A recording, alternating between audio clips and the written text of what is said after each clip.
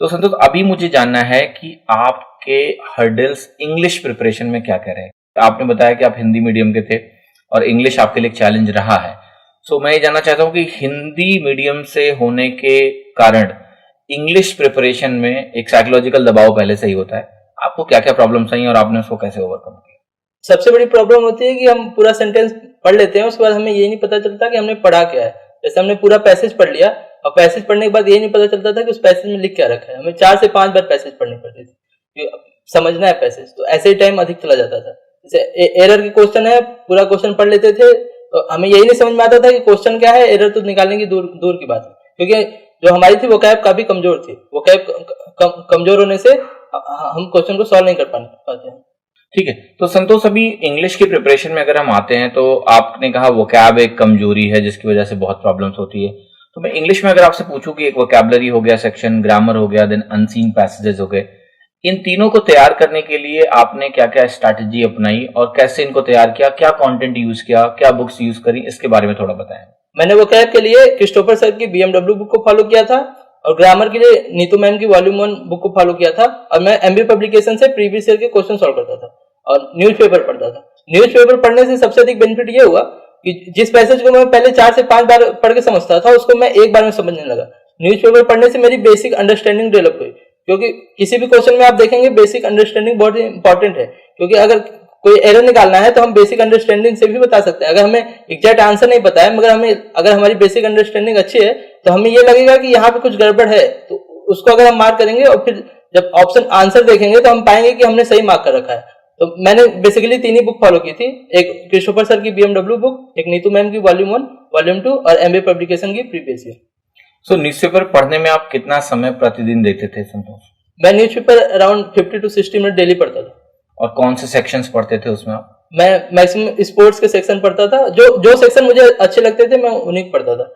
जैसे शुरू में तो मैं एडिटोरियल पढ़ता था तो कुछ समझ ही नहीं आता था, तो मैंने शुरुआत में क्या किया कि जो चीजें मुझे समझ में आती थी, जैसे स्पोर्ट्स की चीजें मुझे ज्यादा समझ में आती थी, पॉलिटिक्स हो गया, तो इसको मैं शुरू में पढ़ता था।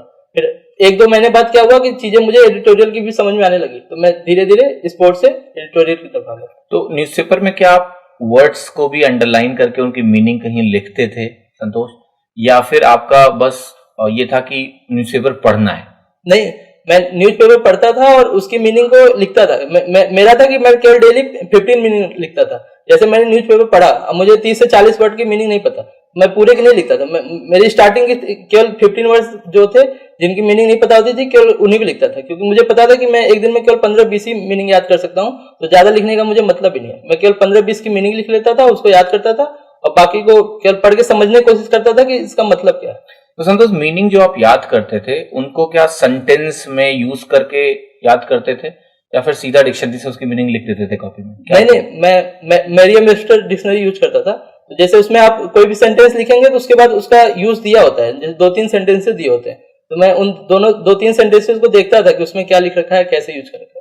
तो कॉपी में नोट करते थे या फिर बस देख लेते थे? देख लेता था कॉपी में। अच्छा, वो बार बार शब्द रिपीट होते होंगे तो सब क्लियर हो जाता होगा। अखबार आप कौन सा पढ़ते थे? मैं इंडियन एक्सप्रेस पढ़ता था। Indian express? पूरी तैयारी के दौरान आपने इंडियन एक्सप्रेस पढ़ा है? इंडियन एक्सप्रेस और द हिंदू।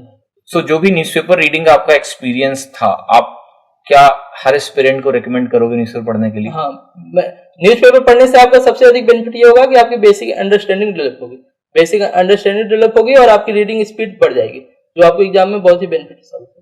देखिए संतोष, ये कह रहे हैं कि अखबार न्यूज़पेपर पढ़ने का बहुत महत्व है, क्योंकि मेरा भी यही मानना है कि आप जितना उस लैंग्वेज के करीब जाओगे आप उतना ही बेहतर हो जाओगे, आपकी अंडरस्टैंडिंग उतनी ही बेहतर हो जाएगी उस सब्जेक्ट में। तो संतोष ने अपनी बेसिक बुक्स भी बताई इंग्लिश में, क्या इन्होंने किया और कैसे इम्प्रूव किया है। संतोष, एक चीज और कि जब मॉक टेस्ट आपने दिए तो इंग्लिश की इम्प्रूवमेंट में भी मॉक का रोल कहीं ना कहीं रहा होगा। तो क्या मॉक्स देते समय जब आपको कुछ नए वर्ड्स मिलते थे या इंग्लिश के कुछ क्वेश्चंस गलत होते थे तो क्या आप उनको भी कहीं नोट डाउन करते थे? मतलब मेरा कहने का मतलब है कि इंग्लिश की प्रिपरेशन के लिए, क्योंकि टीयर 2 में भी इंग्लिश 200 नंबर की आती है, तो मैं इसलिए इंग्लिश पे अभी ज्यादा फोकस कर रहा हूँ कि इंग्लिश में आपने क्या क्या किया, नोट्स बनाए, ग्रामर के भी नोट्स बनाए, मॉक से भी नोट्स बनाए, ये थोड़ा सा बताया हमें। इंग्लिश और मैथ्स जो हमारी है 250 मार्क्स की है, तो मेरी स्टार्टिंग से यही स्ट्रेटजी थी कि इंग्लिश और मैथ्स पे मुझे ज्यादा फोकस करना है, क्योंकि इंग्लिश और मैथ्स का ज्यादा वेटेज था। इंग्लिश के लिए और मैथ्स के मैंने एक सेपरेट कॉपी बना रखी थी, जो भी क्वेश्चन मेरे मॉक टेस्ट में गलत होते थे उसको मैं वहां पे राइट डाउन कर लेता था, उसको फिर बाद में पढ़ता था। फिर उसी जैसे मैंने कोई मॉक टेस्ट आज दिया, उसको 15 से 20 दिन बाद फिर उसी मॉक टेस्ट को खोलता था और फिर वही सारे क्वेश्चन इंग्लिश के फिर से सॉल्व करने की कोशिश करता था। तो मैंने इसी बीच में उसको याद भी कर रखा होता था। तो इससे क्या होता था कि मेरा रिवीजन हो जाता था, मेरा एक ऑनलाइन भी रिवीजन हो जाता था और ऑफलाइन तरीके से मैं उसे याद कर लेता था। राइट। तो इंग्लिश में आपने क्या किया? इंग्लिश के लिए मैंने किया कि 1997 से लेकर टिल डेट तक जितने भी क्वेश्चन पेपर आए हुए थे उसमें से मैक्सिमम मैंने 2 बार सोल्व कर लिया था, ठीक ना। तो मैंने उसको फिर से एक बार रिवाइज किया सारे को। उसमें क्वेश्चन में सोल्व नहीं किया, बस देख रहा था कौन सा मुझे आ रहा है कौन सा नहीं आ रहा है किताब से। अच्छा अंकित, ये ग्रामर जो होता है ना, कहते हैं ना ग्रामर, जैसे ग्रामर से मुझे बहुत डर लगता है, तो ग्रामर के लिए आपने कोई अलग से किताब पढ़ी थी या केवल प्रीवियस ईयर पे रिलाई करके आपने इम्प्रूव किया? उस समय ग्रामर के लिए बुक पढ़े थे, मिरर ऑफ कॉमन एरर्स, और नीतू मैम का एक बुक है इंग्लिश ग्रामर का वॉल्यूम 1 है, उसको भी पढ़े थे ग्रामर के लिए। ये ग्रामर के लिए आपने बुक्स पढ़ी। वोकैबुलरी के लिए? वोकैबुलरी के लिए मैंने एक एससी हार्डविक का सॉल्यूशन आता है मार्केट में, जिसमें ना 6 वॉल्यूम होते हैं और हर वॉल्यूम में 18 एक्सरसाइज होते हैं और हर एक्सरसाइज में 20 वर्ड होते हैं। ओके। तो मैंने इसका रट्टा लगाया था, इसको रटते थे, एक दिन में 1 वॉल्यूम पढ़ते थे, 1 सप्ताह में 6 वॉल्यूम पढ़ते थे, इस तरह से। तो अंकित जरा वोकैबुलरी पढ़ते पढ़ते कई बार ऐसा होता है ना कि आपने कुछ वर्ड पढ़े 20 आज, 20 कल, 20 कल, 20 कल, एक हफ्ते में 140 वर्ड हो गए। नहीं, उस तरह सर मैं नहीं पढ़ता था। मैं एक दिन में पढ़ता था, 1 वॉल्यूम पढ़ जाता था, मतलब 20 into 18 360 वर्ड, एक दिन 360 वर्ड का साइनो एंटो पढ़ता था एक दिन में। हाँ, मेरा उद्देश्य था बस एक बार रट जाना था, उसके बाद समझते रहेंगे, बस एक बार याद हो जाना चाहिए। रिटेन कैसे करते थे आप इतने सारे वर्ड्स एक हफ्ते में? तो ऐसे 2000 वर्ड हो गया। हाँ, रिटेन नहीं हो रहे थे, उसके लिए मैं ना कंटिन्यूटी मेंटेन रखा, मतलब कंटिन्यू ऐसा, मतलब एससीआरटी को मैंने 2014 से ही पढ़ना शुरू कर दिया था, तो उसको मैं कंटिन्यू पढ़ता था, तो समझिए 1 साल 2 साल तक लगातार पढ़ते थे। अच्छा, मतलब वोकैबुलरी में आपका एक लॉन्ग प्रोसेस है उसमें रीजन ये था ना कि टोटल सब लोग बोलते थे कि एक दिन में 1 एक्सरसाइज करो, ठीक ना, और एक वॉल्यूम में शायद 18 एक्सरसाइज थे और टोटल 6 वॉल्यूम थे, तो टोटल 108 एक्सरसाइज हो जाएंगे और 1 से हम 108 तक जाएंगे। तो मेरे साथ दिक्कत था, मुझे ऐसा लग नहीं रहा था कि हम 1 से शुरू करें तो 108 तक पहुंच पाएंगे कभी, मतलब कंटिन्यूटी का मुझे डर था कि मुझसे नहीं हो पाएगा, डिसकंटिन्यू हो जाएंगे बीच में, इसीलिए मैं वॉल्यूम ही करता था कि 1 सप्ताह में कैसे भी निपटा देना है, इस तरह। ओके, सो अंजलि, अब मैं क्वेश्चन पूछूंगा आपसे इंग्लिश प्रिपरेशन का, कि इंग्लिश प्रिपरेशन में आपने किन किन बुक्स को रेफर किया, उसके बारे में थोड़ा बताएं। सर बुक्स के लिए तो सबसे पहले बेसिक बुक थी प्लेन टू पैरामाउंट है, जो एक वो बुक मैंने पढ़ाई की। उसके अलावा प्लेटफॉर्म की 2 मैगजीन है, वॉल्यूम 1 वॉल्यूम 2, उनसे क्वेश्चंस प्रैक्टिस करने के लिए बोली थी। और एक एमबी पब्लिकेशन की प्रीवियस ईयर है वो की थी, और एक अरिहंत की भी आती है ऑब्जेक्टिव इंग्लिश करके, उसमें भी काफी क्वेश्चंस थे। क्वेश्चंस प्रैक्टिस करने के लिए ज्यादा की थी, बाकी जो रूल्स वगैरह फॉलो करने के लिए एक वो प्लेन टू पैरामाउंट है, वही फॉलो की थी। राइट। तो इसमें प्रीवियस ईयर क्वेश्चन आपके एमबी पब्लिकेशन से हुए थे या कोई आपने और कलेक्शन लिया? मुझे एरर में भी प्रॉब्लम होती थी, मतलब बाकी तो मैं कर लेती थी, मुझे एरर्स में वही क्वेश्चन मेरे ज्यादा गलत होते थे, तो मैंने उसके लिए एक सेपरेट बुक थी मिरर ऑफ कॉमन एरर्स, वो ली थी कि सिर्फ इसमें पर्टिकुलर बुक है एरर्स की, तो मैं सिर्फ एरर्स इसी से प्रैक्टिस करूंगी, तो वो एरर पोर्शन आपका वहां से हो गया। ठीक है, इसके अलावा अब मैं सेक्शन वाइज बात करूंगा इंग्लिश में आपसे अंजलि। जैसे पहला सेक्शन है वोकैबुलरी। वोकैबुलरी 2 होती हैं, एक आपकी स्टैटिक वोकैबुलरी हो गई, यूजुअली जो एग्जाम में आई हुई है, या एसेंशियल वर्ड्स हो गए, वो आपने इन बुक से तैयार किया? सर बुक से, प्रीवियस ईयर बुक से ही किया है सब कुछ, मतलब वोकैब जो पहले से आई हुई है उनको लिख लिया मैंने खुद से, बुक से भी उतार के, ऐसे नहीं कि बुक से ही पढ़ती थी, उनको एक नोटबुक, सेपरेट नोटबुक बनाई थी, उनमें लिख लिया था कि सिनोनिम्स ये आए हुए हैं और इनका आंसर ये है, और एंटोनिम्स ये है, इनका आंसर ये है। ऐसे ही मैंने इडियम क्या किया था, इडियम जो आए हुए हैं वो, और उसके अलावा मैं रोज 5 इडियम रोज मैं अपने आप से खुद से लिखने लगी थी, कहीं ना कहीं से देख के, जैसे कि इडियम के बुक्स या इडियम की कोई वीडियो ही चला ली, ऐसे आज मतलब लोकल जो भी वीडियो कोई यूट्यूब पे सर्च किया इडियम, तो करके जो भी वीडियोस में इडियम मिलते थे उनको मैं उसमें नोट कर लेते थे। हाँ जी सर, राइट। और आपने वर्ड पावर मेडिजी नाम की बुक होती है, वो पढ़ी थी? हाँ, वो मैंने काफी पहले पढ़ी थी, मतलब शायद कॉलेज टाइम में खुद से पढ़ी, स्पेशली एसएससी के लिए नहीं, ऐसे ही इंग्लिश इंप्रूव करने इंग्लिश इंप्रूव करने, क्योंकि वो मैं पहले एक बार एफ कैट एग्जाम दिया था, उसमें काफी अच्छी इंग्लिश लेवल की इंग्लिश आती है, तो उसके जो वोकैब है और वो सब है तो उसमें प्रॉब्लम होती थी, तो उसके लिए मैंने ऐसे ही देख लिया कि कहाँ से और वोकैब अच्छी करी जाए, तो उसके लिए मैं वर्ड बुक्स आपने वो रेफर हाँ किया। कॉलेज टाइम में कर ली थी। Right. दूसरा अंजलि क्या होता है, ये तो आपकी एक स्टैटिक वोकैबुलरी पोर्शन हो गया, प्रीवियस ईयर, वर्ड पावर में डिजी। अब फिर डायनामिक वोकैबुलरी जिस तरह से आती है, जो लोग बिल्ड करते हैं थ्रू रीडिंग, हम्म। तो क्या आपने रीडिंग के थ्रू भी अपनी वोकैबुलरी को एनहेंस किया? हाँ जी सर, जो न्यूज़पेपर रोज मैं पढ़ती थी उसमें जो मुझे नया वर्ड मिलता था उसको मैं उसी नोटबुक में नोट कर लेती थी कि ये वर्ड है नया और इसका ये सिनोनिम है, ये एंटोनिम है, और इसका खुद से बनाया हुआ एक सेंटेंस कि मैंने अपने फ्रेम किया है इस वर्ड्स का मतलब मैं ये समझती हूँ, उससे एक सेंटेंस बनाया हुआ मैं उसके नीचे लिख लेती थी। सो न्यूज़पेपर आप फिजिकल पढ़ते थे या हाँ जी ऑनलाइन? सर, फिजिकल पढ़ती थी। मैंने ज्यादातर पढ़ाई ऑनलाइन नहीं की है, ऑफलाइन पढ़ाई ज्यादा की है मैंने। राइट। तो ये अंजलि अब मुझे बताना कि जो वर्ड्स होते थे वो पर डे कितने वर्ड्स लगभग निकलते थे, क्योंकि हिंदू में अगर आप न्यूज़पेपर हिंदू रेफर करते थे, द हिंदू। सर रेगुलरली पढ़ने लग जाओ तो वर्ड्स वो रिपीट भी होने लगते हैं, आपको खुद समझ आ जाएगा कि आप रेगुलरली पढ़ रहे हैं। तो फिर जब स्टार्टिंग में वर्ड ज्यादा होते थे फिर धीरे धीरे ये वर्ड्स अपने आप कम हो गए कि आपको खुद भी समझ आने लगा। और कभी कभी हिंदू भी मतलब जो एडिटोरियल है वो कभी कभी बहुत ईजी भी होता था और कभी कभी वो पूरा इकोनॉमिक टर्म से भी भरा हुआ, लेकिन उसमें था कि मैं सारी ही न्यूज पढ़ती थी। जैसे इवन उसमें कोई मर्डर की भी न्यूज है मान लो तो वो भी पढ़ती थी, उसमें कुछ वर्ड्स स्टैब्ड ऐसे वगैरह, स्ट्रैंगुलेटेड ऐसे पता चल जाएंगे वो क्लोज टेस्ट में और अनसीन पैसेज वगैरह में, उसमें हेल्प मिल जाते थे वो वर्ड, जिससे आपको पता होना चाहिए कि ये स्टैब्ड वर्ड्स क्या है और ये कहाँ यूज हो रहे हैं उससे रिलेटेड। सो न्यूज़पेपर रीडिंग में अंजलि आप कितना रेगुलर थी? मैं रेगुलर थी सर, डेली पढ़ती थी एवरीडे। कितना टाइम आप स्पेंड करते थे न्यूज़पेपर? सर एज मतलब ऐसे फिक्स नहीं कि कितना टाइम पढ़ती थी, मतलब लगातार न्यूज़पेपर एक साथ नहीं पढ़ती थी, सुबह पढ़ लिया थोड़ी देर फिर एडिटोरियल चाहे बाद में पढ़ लिया, ऐसे पढ़ लेती थी, पर ऐसे नहीं कि पूरा न्यूज़पेपर एक साथ पढ़ा। राइट। और जो वर्ड आप सर्च करते थे जिनकी मीनिंग नहीं आती है, तो उसके लिए आप कौन सी डिक्शनरी यूज करते थे, ऑनलाइन या offline? Sir online Merriam Webster, वो उसकी ऐप फोन में डाली हुई थी मैंने। अच्छा, सीधे वहीं सर्च किया और कॉपी में आपने उसको नोट कर लिया। उसी में मरियम वेबस्टर में भी सर सेंटेंस के साथ आती है वो डिक्शनरी बेस, उसमें भी इनबिल्ट सेंटेंस है ताकि और अच्छे से समझ आ जाए। राइट। सो इंग्लिश में जैसे आपने बताया कि एक ग्रामर की बुक आपने नीतू सिंह मैम वाली बुक करी, इसके अलावा आपने क्या किया, वोकैबुलरी कैसे तैयार करी? जब मैं गुरुकुल में था तो मैंने ये तो बता ही दिया कि मैं 2-3 बार नीतू सिंह कर चुका था, लेकिन सर जैसे ये है कि कई बच्चे समझ के पढ़ते हैं, मैं थोड़ा क्रैम करके, सर जैसे समझ में धीरे धीरे आती है मेरे, तो मैं क्रैम करके पढ़ता था। तो जैसे कई बच्चे 15-20 मिनट में नीतू सिंह पढ़ जाते 1 यूनिट, मेरे को लगते थे 1.5-2 घंटे के आसपास। तो मैंने ये किया सर कि नीतू सिंह सबसे पहले पढ़ी।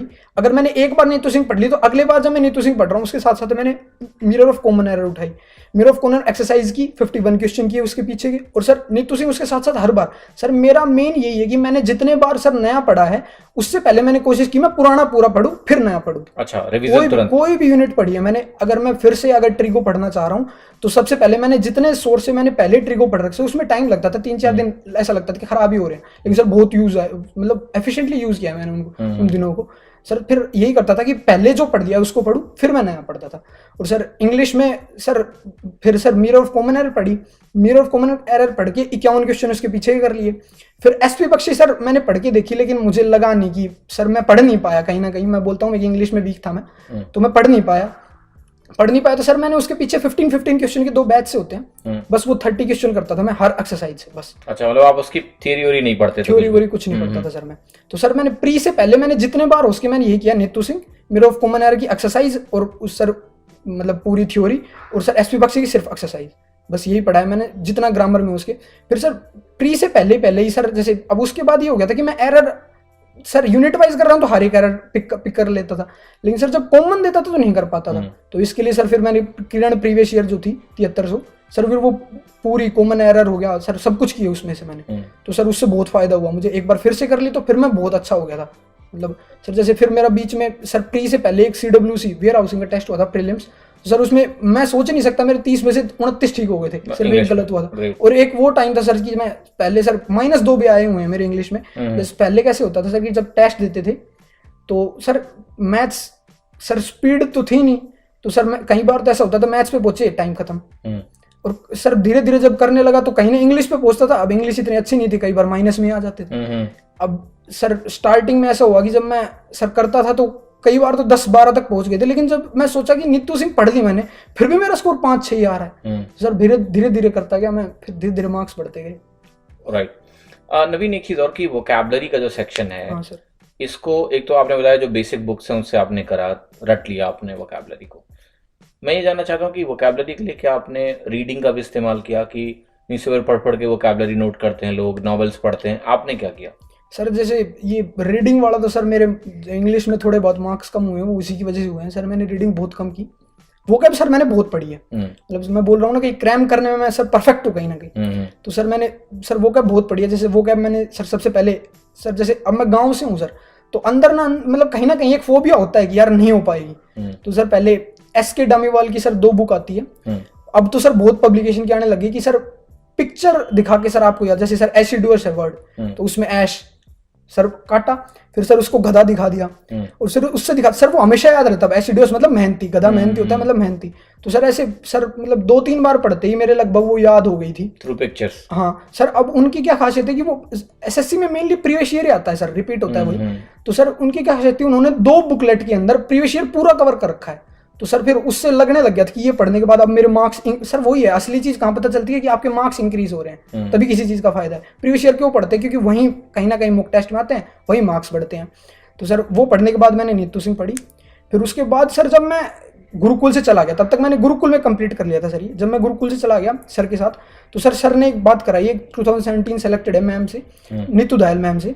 सर उन्होंने सर बहुत अच्छे से गाइड किया मेरे को इंग्लिश में, कि मेरे को सर मैं बोल रहा हूँ कि कहीं ना कहीं जब मेरा 10-12 स्कोर था, और फिर सर यूँ लगा लीजिए कि अगले 2-3 महीने के अंदर अंदर ही मेरा 30-40 के आसपास मतलब बिल्कुल हो गया था कि अब इतने तो आ रहे हैं। हाँ तो सर वो सब मैम का ही हुआ है कि मैम ने बताया कि ऐसे पढ़ना है, SP बख्शी में ऐसे पढ़ो। सर फिर मैं बोल सकता हूँ कि SP बख्शी मैंने कम से कम 7 बार तो पूरी पढ़ी हुई है भाई। मैंने कम शायद ज़्यादा बार ही पढ़ी होगी, 10-12 बार, लेकिन 7 बार तो पूरी, मतलब ग्रामर नहीं सर, सिर्फ vocab idiom phrase one word सब कुछ। मेरा मेन सर टाइम इंग्लिश पे ज़्यादा गया, मैथ से ज़्यादा। इंग्लिश पे तो न्यूज़पेपर पढ़ते थे आपके? नहीं सर, 2 या 3 महीने पढ़ा था बस मैंने, आधा घंटा रखता था। और सर फिर बाद में मेरे को वही है, जहाँ मजे आते हैं ना सर न्यूज़पेपर में, उस टाइम मजे नहीं आए तो मैं नहीं पढ़ पाया। हाँ सर, इसी वजह से मार्क्स कम रह गए इंग्लिश में। राइट। कहीं पूरा गाइड करेंगे। अच्छा, इंग्लिश में मेन फोकस एरिया कौशिक क्या होना चाहिए स्टूडेंट्स का? स्पेशली मैं अभी इस वीडियो में हम लोग थोड़ा सा ही कवर करेंगे, बाकी आप डिटेल में बनाओगे ही, लेकिन एक चैलेंज होता है, जो आप भी बिहार से आते हो, हमारे कितने सारे बच्चे Bihar, UP, Hindi speaking zone के होते हैं, जो हिंदी मीडियम से पढ़े होते हैं, जिनका ये कहना होता है हमारी अंग्रेजी कमजोर है। How to make it go to that level की एग्जाम में इस लेवल का परफॉर्मेंस, जहां आपने 191.25 स्कोर किया, जो मुझे लगता है कि इंग्लिश में भी कंफ्यूजन होता है भाई ऑप्शंस में कि सिनोनिम में कौन सा करेक्ट होगा, देयर इज कंफ्यूजन। सो ये कैसे बच्चे इंप्रूव करें? ओवरऑल मैक्रो पिक्चर एक थोड़ा देंगे। एक बेसिक आइडिया जो मैं वीडियो में बताऊंगा, बस बेसिक्स बता देता हूँ। इंग्लिश में एक्चुअली 3 पिलर हैं। फर्स्ट पिलर है आपका अंडरस्टैंडिंग का, सेकंड पिलर है आपका वोकैब्स का, और थर्ड पिलर है ग्रामर का। सबसे बड़ी गलती जो बच्चे करते हैं वो सीधा थर्ड पिलर पे भागते हैं। कोचिंग करते हैं, कोचिंग वाले सिर्फ थर्ड पिलर पढ़ाते हैं। वोकैब आपको कोई सिखा नहीं सकता, वोकैब आपको कोई याद नहीं करा सकता, वोकैब आपको खुद याद करना पड़ेगा। ये बात तो आप दिमाग में बिठा दें। अगर कोई टीचर आपको वोकैब बता रहा है, ठीक है, आपको कुछ वर्ड्स याद हो सकते हैं, लेकिन जो इतना बड़ा वोकैब सेक्शन है वो आपको खुद से याद करना पड़ेगा, ठीक है। और आप ज्यादातर फोकस कर दे तो ग्रामर सेक्शन पे। ग्रामर का रोल है, लेकिन बहुत लिमिटेड रोल है। मैं मानता हूँ कि इंग्लिश में सबसे बड़ा रोल है अंडरस्टैंडिंग का, लेकिन हाँ ये बात सही है कि जो हिंदी मीडियम से होते हैं उनको थोड़ा सा डिसएडवांटेज पर है, लेकिन ऐसा नहीं कि ओवरकम नहीं किया जा सकता। बहुत सारे एग्जाम्पल ऐसे भी हैं जो हिंदी मीडियम से होने के बाद भी काफी अच्छा स्कोर कर रहे हैं। और तो बस उनको बस ये है कि वो इंग्लिश मीडियम से सिर्फ एक चीज पे पीछे रह जाते हैं, वो है अंडरस्टैंडिंग का।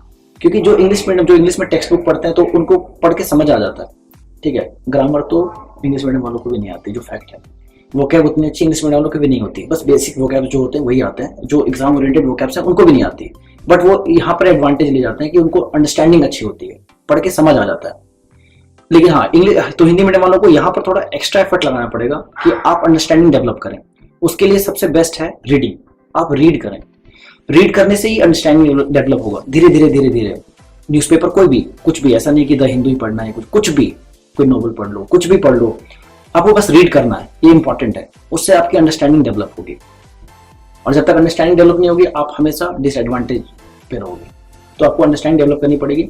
हाँ, और जैसे स्कोर की बात है तो मैं अपना एग्जाम एक्सपीरियंस बता दूं कि मैं इंग्लिश में इतना अच्छा स्कोर क्यों कर पाया। हालांकि मेरे मॉक टेस्ट में कभी भी इतने स्कोर नहीं आए, हालांकि कुछ मॉक टेस्ट में मैं 180 ले आता था, लेकिन 190 तो मेरे कभी नहीं आए। तो फिर हुआ क्या एक्चुअली क्या कि मेरा मैथ्स का पेपर मैंने 97 अटेम्प्ट कर दिया था, तो मैं अंदर से बहुत खुश था, जो फैक्ट है बहुत खुश था। और ये कारण मैं मानता हूँ कि मेरा इंग्लिश अच्छा हुआ, क्योंकि मैं बहुत ही लाइट मूड में था, बहुत ही लाइट मूड में। मैं एग्जाम दे रहा हूँ तो मुझे लग ही नहीं रहा था कि मैं पेपर दे रहा हूँ। मतलब अंदर से इतनी खुशी थी कि मैं ऐसे देख रहा हूँ लोग क्या कर रहे हैं ऐसे मतलब मैं ऐसा देख रहा हूँ लोग क्या कर रहे हैं ऐसे, और बिल्कुल कूल माइंड से एरर है, हालांकि एरर पहले छोटा छोटा आता था, इस बार 3-3 लाइन का एरर आया था, बट पढ़ के समझ में आ रहा था कि यहाँ पे पार्ट है। और मैंने कोई ग्रामर का रूल मैं नहीं लगा था कभी भी, मुझे लगता है पढ़ के यहाँ ठीक है, और थोड़ा बहुत अगर कहीं पे ऑब्वियस सा ग्रामर रूल दिख गया फिर तो ठीक है। अगर आपको दिख गया कि हाँ ये ग्रामर वाला रूल फिट आ रहा है, तो अगर आपको क्लियरली दिख रहा है फिर तो ठीक है। लेकिन अगर कुछ बड़ा सा सेंटेंस है जहाँ पे कंफ्यूजन हो सकता है, तो मैं कभी भी ग्रामर के पीछे नहीं जाता हूँ। मेरा अंडरस्टैंडिंग ये कहता है कि मैं ये सुलझा दूं। मैंने ऐसे ही पूरा पेपर सॉल्व किया।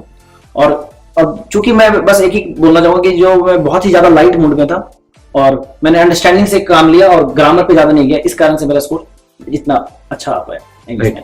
तो देखिए कौशिक ने फिर से बहुत एक इम्पॉर्टेंट पॉइंट हाईलाइट किया है, जिसको बार बार मैं रीट्रेट करता हूँ अपने स्टूडेंट्स से, सारे फॉलोअर्स को बोलता हूँ कि एग्जाम में ना शांत रहना बहुत जरूरी है।